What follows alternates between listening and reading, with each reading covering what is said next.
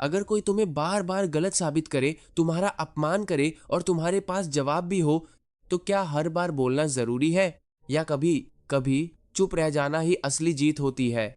एक छोटे से गांव में अर्जुन नाम का एक आदमी रहता था। वो ज्यादा पढ़ा लिखा नहीं था, लेकिन उसकी एक आदत उसे सबसे अलग बनाती थी। वो बेवजह कभी नहीं बोलता था। लोग उसे अजीब समझते थे।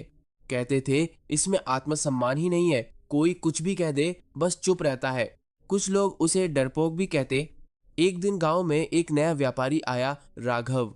पैसा था, अहंकार था और लोगों को नीचा दिखाने की आदत भी।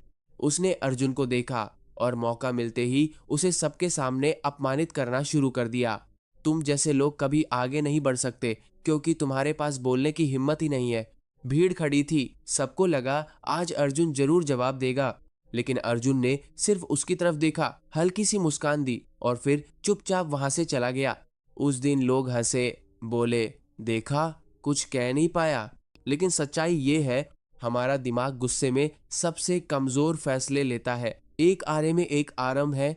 मनोविज्ञान कहता है कि जब इंसान गुस्से में होता है तो उसका सोचने का हिस्सा कमजोर हो जाता है और वो वही बोल देता है जिसका उसे बाद में पछतावा होता है। अर्जुन ये बात समझता था, इसलिए वो हर बार खुद को रोक लेता था। कुछ दिनों बाद राघव का व्यापार अचानक गिरने लगा।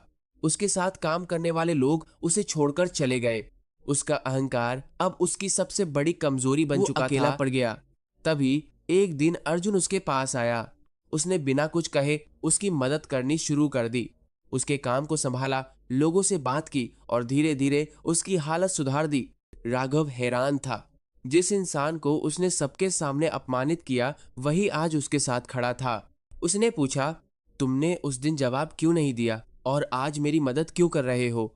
अर्जुन ने शांत आवाज में कहा, क्योंकि अगर मैं उस दिन गुस्से में जवाब देता तो मैं भी तुम्हारी तरह बन जाता और मैं हार जाता, भले ही लोग मुझे जीतता हुआ देखते।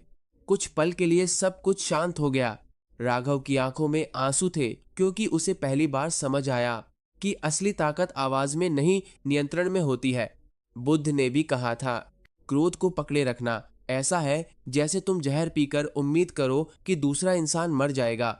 उस दिन गांव वालों को समझ आया, चुप रहना कायरता नहीं, सबसे ऊंची समझदारी है। और मारा टीम को उल्बी के लिए, क्योंकि हर बहस जीतना जरूरी नहीं, लेकिन खुद पर जीत पाना सबसे बड़ी जीत है।